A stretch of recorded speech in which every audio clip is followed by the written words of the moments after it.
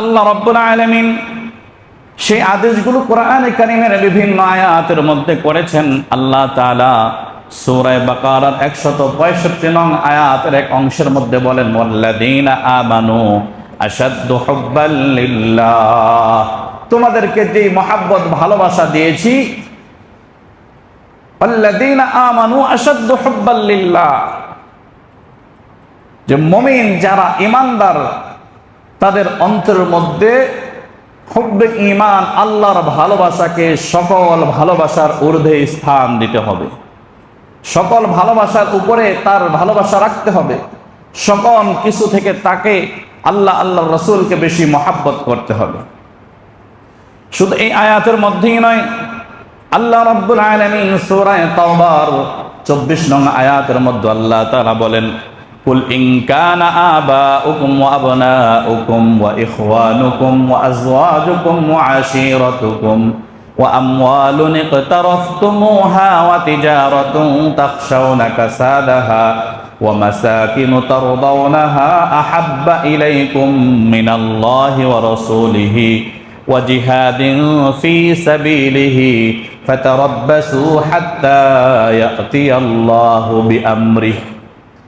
আল্লাহ রাব্বুল আলামিন তার নবীকে বলতেছেন, হে নবী, আপনি জানিয়ে দেন মানুষদেরকে, মুমিনদেরকে, মুসলমানদেরকে জানিয়ে দেন, তোমরা যদি তোমাদের মা বাবা, স্ত্রী, সন্তান, সকল মানুষ থেকে, তোমাদের ঘর বাড়ি, তোমাদের ব্যবসা বাণিজ্য, তোমাদের ধন সম্পদ, সকল বিষয় থেকে যদি তোমরা আল্লাহর রাসূলকে যদি মহব্বত বেশি না করো, বেশি ভালো না বাসো, তাহলে আল্লাহর আযাবের অপেক্ষা করতে থাকো। তাহলে এই আয়াত থেকে বোঝা যায় সকল ভালোবাসার ঊর্ধ্বে কাকে ভালোবাসতে হবে? আল্লাহর রাসূলকে, অর্থাৎ অন্তরের মধ্যে হুব্বে ঈমান, ঈমানের কারণে যে মহব্বত ভালোবাসা হয় সেটাকে সকল কিছুর ঊর্ধ্বে রাখতে হবে। আল্লাহর হাবিব সাল্লাল্লাহু আলাইহি ওয়াসাল্লাম হাদিস শরীফের মধ্যেও বলেন, লা ইউমিনু আহাদুকুম হাত্তা আকুনা হাব্বা ইলাইহি মিন ওয়ালিদিহি ওয়া ওয়ালাদিহি ওয়ান নাসি আজমাইন।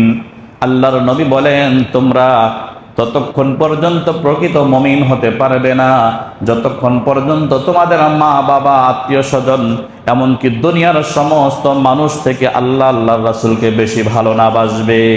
তাহলে প্রকৃত মুমিন হতে হলে হুব্বে ঈমান, ঈমানের মহব্বতকে বেশি রাখতে হবে, সকল মহব্বতের উপরে রাখতে হবে। কি বলেন, কথা ঠিক কি ঠিক না? কিন্তু বাস্তবতা এবং আমাদের অবস্থা হচ্ছে এর বিপরীত। আমরা আমাদের অন্তরের মধ্যে হুব্বে ঈমান হচ্ছে নিচে, আর অন্য মহব্বত ভালোবাসা হচ্ছে উপরে। কি বলেন, কথা ঠিক কি ঠিক না? যদিও মুখে মুখে আমরা সকলেই বলবো যে না, ঈমানের মহব্বতই বেশি, অন্য মহব্বত কম, কিন্তু বাস্তবতা না।